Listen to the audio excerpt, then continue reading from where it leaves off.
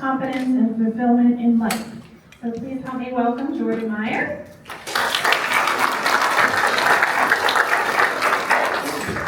Hey, everyone hear me okay? Yes. Excellent. I'm so excited to be here with you today. Thank you so much for having me. Thank you for bringing me in. I love being part of these events. I love hearing stories. I love being part of recovery. I absolutely love post-traumatic growth.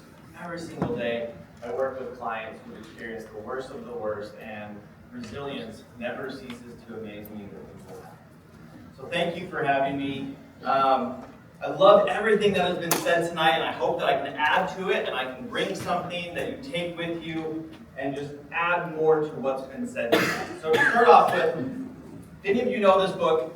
When I was a child, my mom used to read me a book called The Poky Little Puppy.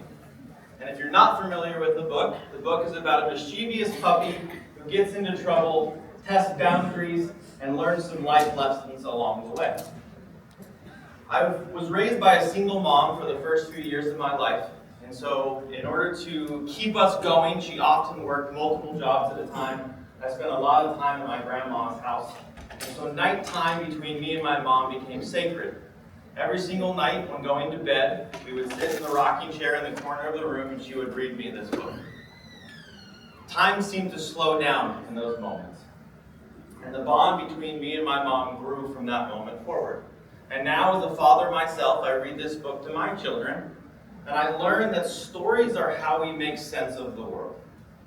They teach us about love, about fear, about connection. They pass down knowledge from generation to generation. And we find something in the main characters of stories. Whether it's your favorite book, your favorite movie, or your favorite song, there is something about that you resonate with, that you take with you. We find ourselves in these characters. We overcome fears, battles, quests, people who have been thrust with something that they never asked for and have to deal with anyway. Individuals who find a way to summon courage and resilience at moments where we feel like they're going to fail and they can't make it. We find ourselves in these stories. And everyone here tonight has experienced a story that you yourself have gone through.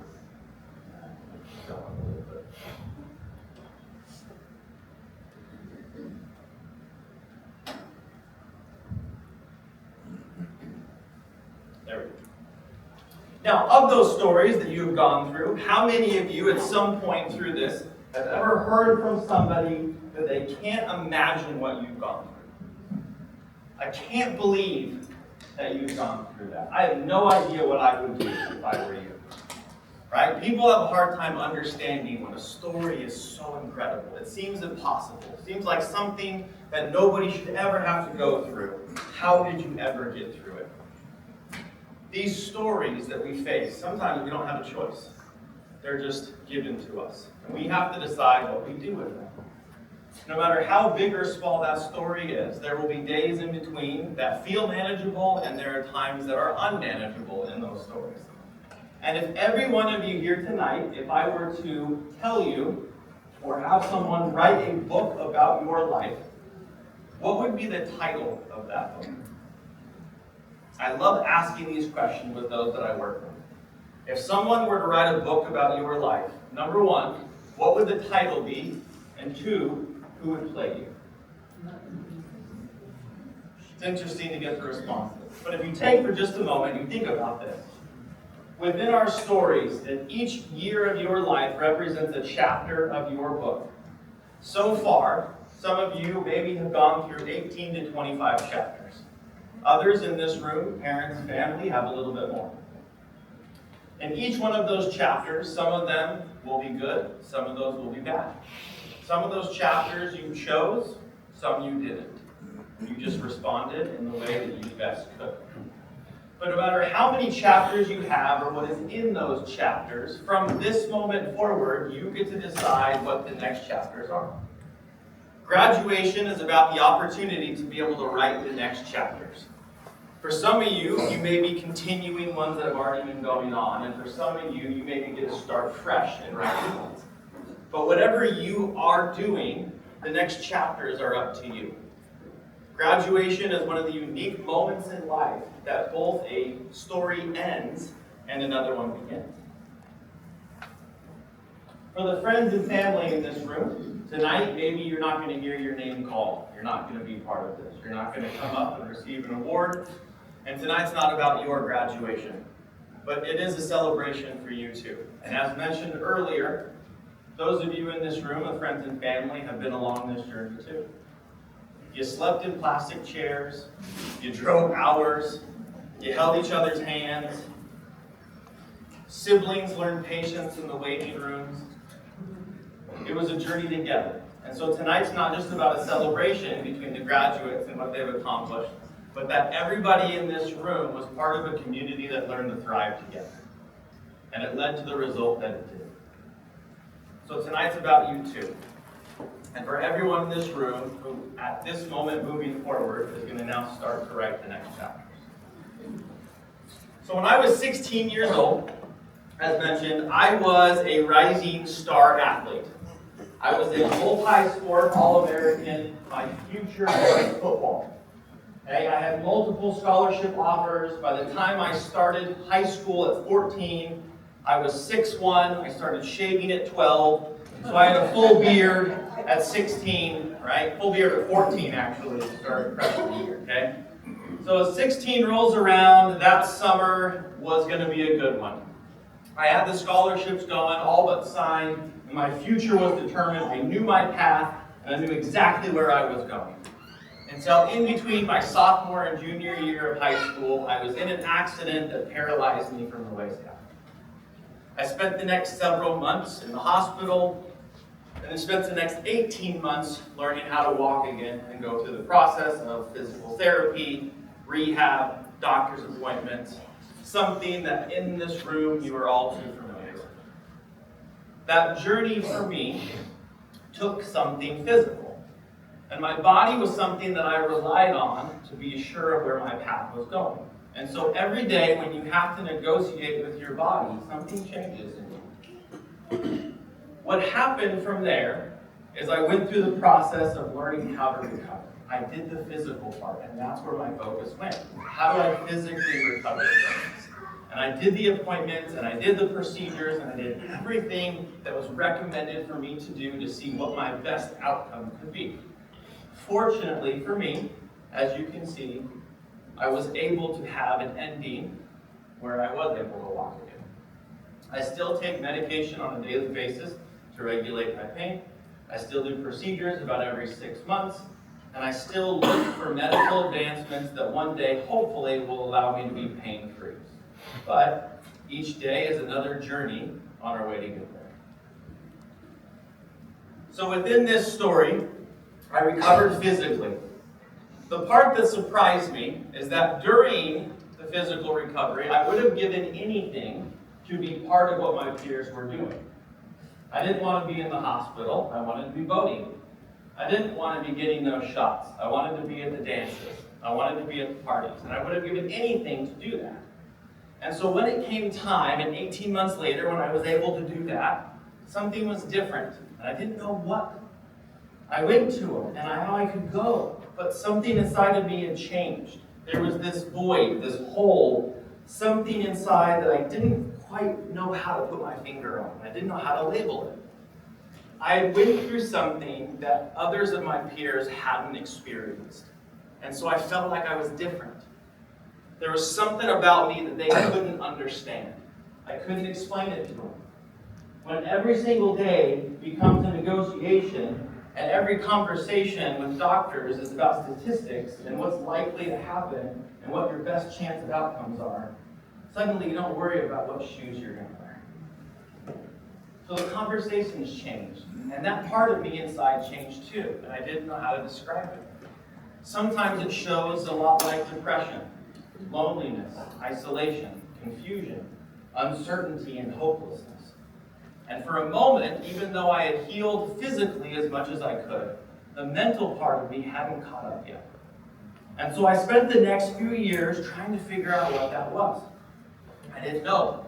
Now, as the pain started to subside, it came back a little bit. I didn't know it at the time, but apparently when nerves begin to grow back, it can be a little bit painful. So I went to go see the doctors and tried to ask what was going on, and I went through this process.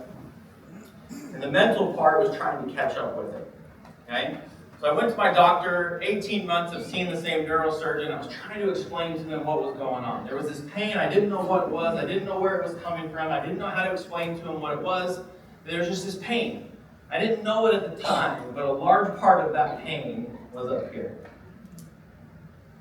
But I tried to explain it. And after going to the neurosurgeon, he looked at me one day and he said, "Jordan, I don't know what else to do to help you. I think you need to go find somebody." I'd spent 18 months doing everything I could and putting everything I had into recovery. And hearing that news broke me. What do you mean you can't help? What do you mean you don't know what to do? You're the one I go to for answers. You're the one who's supposed to know what to do. And I left that appointment, I went to the car with my mom, and I closed the door, and I broke. I'd held it together for 18 months, and in that moment, everything I had was gone. And for those in this room, you probably know what that feels. There's a moment that your strength just gives away. You do everything you can, and in that moment, you just don't have it anymore. So we figure out what to do, and we keep moving forward, and we do our best. And in those moments, it wasn't just me in the appointments. It was my mom. At every bedside, at every appointment, at every conversation, she was there with me. She broke with me too. So what do we do when the moments that we find ourselves out of strength, out of courage, out of hope, and we don't have anything left to give? And the part of us inside of us that used to be strong isn't doing what it needs to do. We lose ourselves.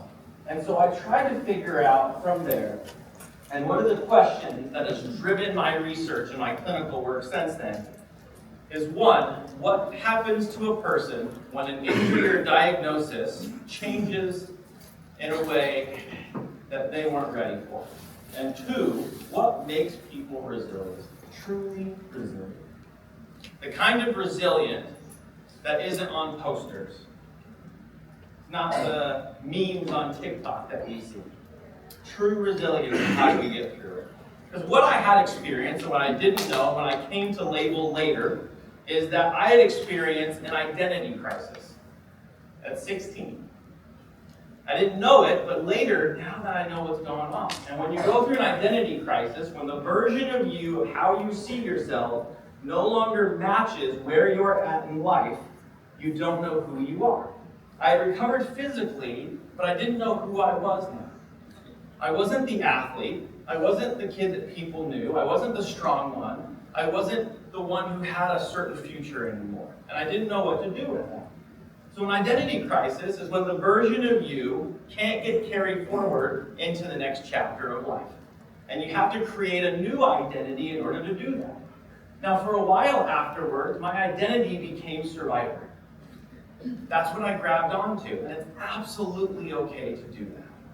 But there comes a time from that I want you to know how to transition from that label. It will always be a part of your story. And your story will always have that mark to it. But you as an individual are more than just that. You have strengths, you have characteristics, you have qualities, you have attributes, you have things about you that make you you outside of just what you've gone through. And when you know how to tap into those, you become a version of yourself that will carry you far into adulthood, not just after graduation. Now, through my research, I found that there are 3 pillars of resilience that allow somebody to be able to recover from the most difficult moments of life. And the first one is control. Those who are resilient know that there are things in your control and there are things out of your control. And oftentimes, the moments that we feel most chaotic is in those moments that we are focused on what we can't do anything about, which is something that's very easy when you experience news that you weren't expecting to hear. So we focus on what we can control. We show up when we can show up. We eliminate the things that we can't do anything about. and we put our focus into the things that we can have an effect on. In our stories, there will be chapters that you have no control over. But at this moment, no matter where you're at in your treatment, you have control over what the next chapter looks like. Control gives us the ability to commit. Now, commitment loves to be talked about. Everyone likes to talk about how we commit, how we focus, how we set goals. And that's something that might be a little bit easy to do when we're talking about nutrition, or diet, or exercise, or a goal to wake up in the morning. Okay? We commit to our goals. But how does somebody commit to trauma? How does somebody commit to a diagnosis that they don't know is going to go? How does somebody commit to daily life where you don't know if the finish line is ever going to come? And sometimes that finish line, if it does come, is one that you don't want. How do we show up then? Commitment isn't necessarily about completing a goal. Commitment is about how we choose to look at the day. Sometimes commitment means waking up. It means getting out of bed. Sometimes it means focusing on what we can control. Sometimes it means choosing to have a certain type of attitude.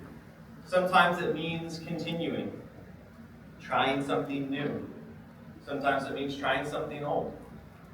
Commitment looks a little bit different, but nonetheless, we commit to the things that we can commit to. When we control and when we commit, the third thing that we found that's connected to people who have resilience is the ability to look at life through a lens of challenge. Everyone in this room has gone through a challenge. How we look at it can often be the difference between how we face it and interpret it.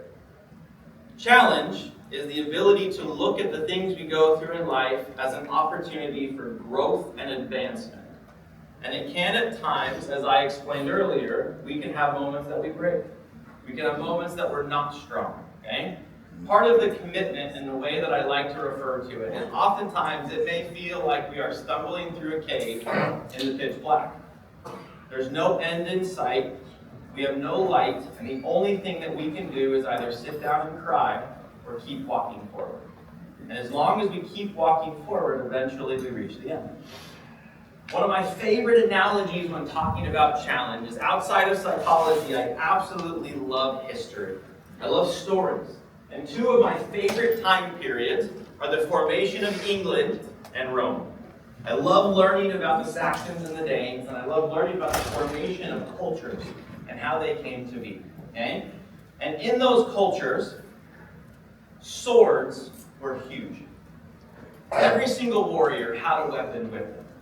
It was part, an extension of them. And there was exquisite craftsmanship and design put into every one of them. Bladesmithing was an art in which someone would take a piece of metal, they would put it into a fire, and they would hammer it, break it down, and mold it into the shape that they want. This repeated action of consistently taking the metal in and out of the fire and hammering it allowed them to create beautiful pieces of artwork outside of them. Every single sword started as an unrefined piece of metal that just at its looking to was very plain and didn't look like much like us in life.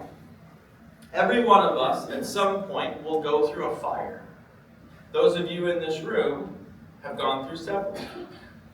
And while maybe you've gone through a few, and I cannot promise you're not going to go through any more, through this fire we change, we grow, we become a version of ourselves that we never would have been without the fire. And there will be times when we are in that fire that we ask to be taken out. It's too much, I can't do it, I can't take any more. Why me? Give it to someone else, please. The fire that we go through becomes the catalyst for our growth. And inside of that fire, outwards comes the most beautiful version of ourselves. But it's only by going through those moments that we allow that beauty to come forward. The refinement and progress of our character comes from the moments we least want. And those in this room, there's no question as to why so many of you are beautiful. You've gone through things that peers your age can't imagine. Your families have gone through things that they can't imagine. And out of that fire has emerged a person that is stronger, more beautiful, more centered, and more capable than ever before. And now, years later now, I'm a father, I have kids of my own, and I learned that there is a special connection between a parent and a child. Okay? I've also learned that trials seem to find us again in different ways. And when they do, those of you now, and what I want you to take with you is that with these three pillars, no matter what trials you face, you have the ability to work through them. Whether it's physical, mental, emotional, or spiritual. No matter what battles you deal with, no matter what chapters are to come, you have gone through the chapters that will give you the ability to go through them. These three pillars of resilience, control, commitment, and challenge, will allow you to get through any trial that you can face in life. Because when we focus on them, we allow ourselves to continue to grow and develop from the things that we experience. Okay? We're not alone in this fire. And one thing I've learned over the years is everyone that I've worked with is that there's always a community that goes with us. Okay? There's a term in psychology called chronic individuality, which is a term that's used when we feel like when we're going through something difficult in life, we feel like we're the only one going through it. Nobody can understand, nobody knows, nobody can relate. Okay? That's the reason that why when we go through difficult things together, there's a bond, there's a camaraderie. Because when I'm talking to somebody and they go, oh, you know, you do know. Okay, we're alike in some way, right? We find similarities. And when we go through that, this chronic individuality tries to convince us that nobody can understand. Okay? It isolates us. And we go through a period where we separate ourselves from the people who matter most. This trial that you've gone through, these fires, this time that you've been through, those around you at your table right now became a resource for your growth. They're with you in your corner every step of the way. And from now, graduation moving forward, no matter what you face in life, no matter what you deal with in adulthood, they will continue to be there. Our community matters. Who we surround ourselves with matters. Okay? They will continue to be a resource for you as needed every single day. So, I would love, if you're willing, I have a gift for you, but in order to get that gift, I would love to hear your thoughts. Okay? So if you want to take out your phone, or you have that option, there's a QR code. You are welcome to scan the QR code, and when you do, it'll ask you to answer a few questions, okay? When you answer those questions, the gift I have for you at the end is I want to give away, for anyone who wants to, is my complete trauma workbook. It's a 167-page workbook that's self-guided, that has reflection exercises, everything you need to know about working through trauma, and I want to give it to you for free tonight. So, if you want to, please take a few minutes, okay, scan the QR code, answer the questions, and you can go ahead and download that PDF.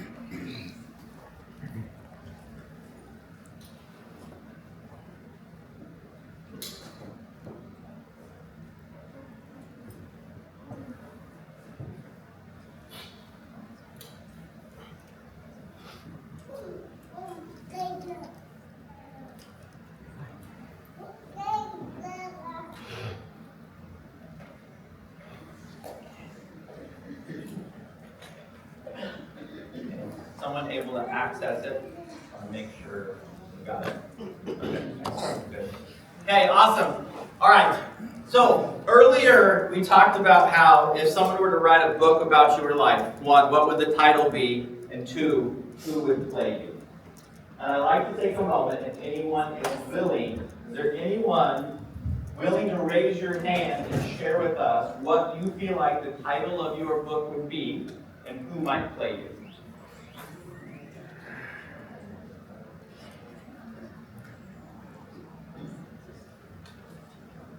Yeah.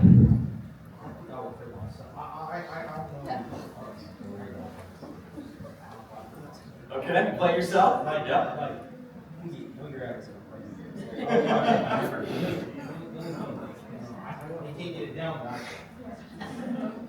You don't.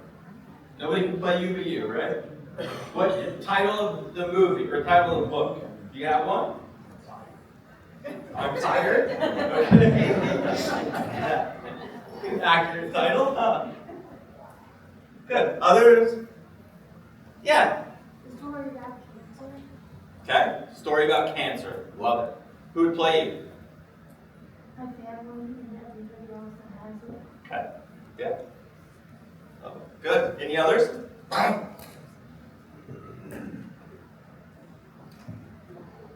Sounds good. I always like to see. It's not a quiz, right? Not a test. I do like to see, though, if anyone does have an answer to it. There are things that we often don't think about, okay? And as we go through trials in life, or go through difficulties, the things that we face, there is a part of us that has to catch up afterwards. Okay? I've done a lot of research and work answering the question, or trying to answer the question, is how does the mental catch up with the physical? How does the identity catch up with the trial? Shelley spoke to that beautifully earlier, that our identity has to carry with us afterwards. There is a part of us that will always share the story of what we've gone through. But the part of us that needs to move forward has to be more than that. There are 5 times in our life that we go through transition periods, where the version of who we are needs to become someone different in order to move forward. The first one is around puberty, right? 12 to 14. This is where we first start to get an idea of what makes us us. We have another one at 18 when we graduate and we enter into the big wide world and now become an adult. And at times it can be scary and it can be uncertain. And we cannot really know what the next step is. For some of you, if you do, that's awesome. I love it. For those of you, if you don't, that's okay too. Okay? This time can often be marked by not knowing what the next step is. I want to make the right choice, and I don't know what that choice is, and I'm scared to make the wrong one. Okay? There's always the ability to change that choice. There's always the ability to do something different. And so if that is happening for you, or at this point in your life, you feel like you're going through the void, you're going through the part where you don't know who you are, and you don't know what makes you you, there is a way through that. And outside of that, we then get to one of the most dreaded times, which we call the midlife crisis. Okay? Anyone here think you're in a midlife crisis? Just check with the parents. Okay? Then after that, we get retirement, and we get 85 towards the end. Okay? These times in our life are marked by transition. These transitions mean we have to become someone different. So how do we do that? Okay? There are 4 things that allow us to be able to change who we are outside of what we go through. The first one refers to our projected self. Every one of us, when we close our eyes, has an image of how we see ourselves. And if right now, in this moment, you were to close your eyes and picture what you look like, what do you see? How do you look? What are you wearing? Okay? This projected image of us is one of the things that changes after we go through a diagnosis or injury. The version of how we see ourselves is different than what we see looking back in the mirror. These match up when we can find the part of us, the version of us, of how we want to see ourselves. This transition period can sometimes be the toughest. because who we see isn't what we picture. This is why focusing on characteristics, values, attributes, you are more than just what you can do or how you look. I learned this too. There was a part of me for a long time that only saw myself as broken, and I couldn't have been more than that. And I had to learn how to view myself in a different way other than broken, because that's not an identity I wanted to carry. Right? So our projected self is what we see. Okay? The version of us, our identity, out and external, is how we think other people see us. This is a part of this as well. Not only how we see ourselves, but how we think other people see us. Because our perception of how you're judging me, or how you're thinking about me, or how you're looking at me, affects the way that I see myself. And after we go through something, that can change. After that, we have what's called our sense of self. Our sense of self is going to be the way that we see us, our attributes, our characteristics. Okay? And then we have an existential self, which is where we fit in. The biggest question of all, what's the point of life? Who am I? Out of 7 billion people on the planet, what makes me special and unique? These can often be really difficult questions to answer. Okay? And recovering from a tragedy or trial in life, these are going to be essential in finding who you are. I want every one of you in this room to know that as you write the next chapters of your story, that you, the version of you of who you want to be, is going to be one of the best things that you can bring forward. I would say I had the privilege of learning this at 16, much younger than other peers my age, and I want to try to give that gift to you. No matter where you're at in this process of graduation, I want you to be able to view yourselves as someone who is capable and courageous and able to take on the next chapters of life as you write. Okay? You hold the pen to what that looks like. You hold the pen to how the chapters go, how they're written, how you manage them, how you interpret them, how you participate in them. No matter what that looks like. I wish I could sit with every one of you tonight and hear your story personally. Hear your heart, hear your courage, hear your awareness, hear your insights, and what you've gone through. I do like to ask if anyone is willing, is there someone who wouldn't mind sharing for a few minutes what you feel like you've learned through this process tonight?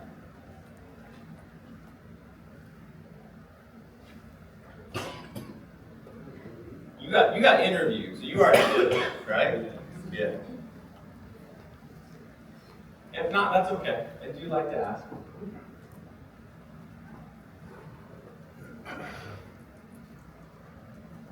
No problem. Okay. I want to thank you for having me here tonight. I appreciate the opportunity to come speak to you, to come be with you today. I love hearing stories. I love being around those in recovery because there's something very personal about it. And if we were to take the time for each one of you here today to learn your story and to learn what you've gone through, I'd also love to hear what's next for you, okay? Tonight is a graduation. It's a celebration of what comes after. And as you come up and your names are called and you hear your name, you get that certificate, there's going to be a part where you go home at the end of the night after the celebration and you go, now what? Right? And that's always the question, is now what? So when that now what comes, when the trials come, when the things continue to happen in life, I want you to go back to this if you're able, okay? For me, The Poky Little Puppy is a book that me and my mom built a bond on. Now as a dad, as a parent, I share that with my kids. Right? This book to me was more than just a story. Okay? The Poky Little Puppy left home, got into mischief, learned about the world, and came home. And every one of you has the ability to go home. Whether that's to your home or whether that's in your heart. There will be people in your corner ready and willing to help you. And along the way, as you go through, whether the next step is college or whether it's work or whether it's trade, whatever it is that you want to do, I hope you choose the next chapters to be able to be ones that you get to choose, ones that are not chosen for you. Okay? And you fill those chapters with things that when you look back on, when you're your parents' age, that you can be proud of and happy of that you filled them. Right? You hold the pen to write the next chapters of your life, and with the 3 principles of control, commitment, and challenge, there will be nothing that you face in life that you won't be able to deal with. Okay? Thank you for having me. My name is Jordan Meyer, and I hope you guys have a wonderful graduation.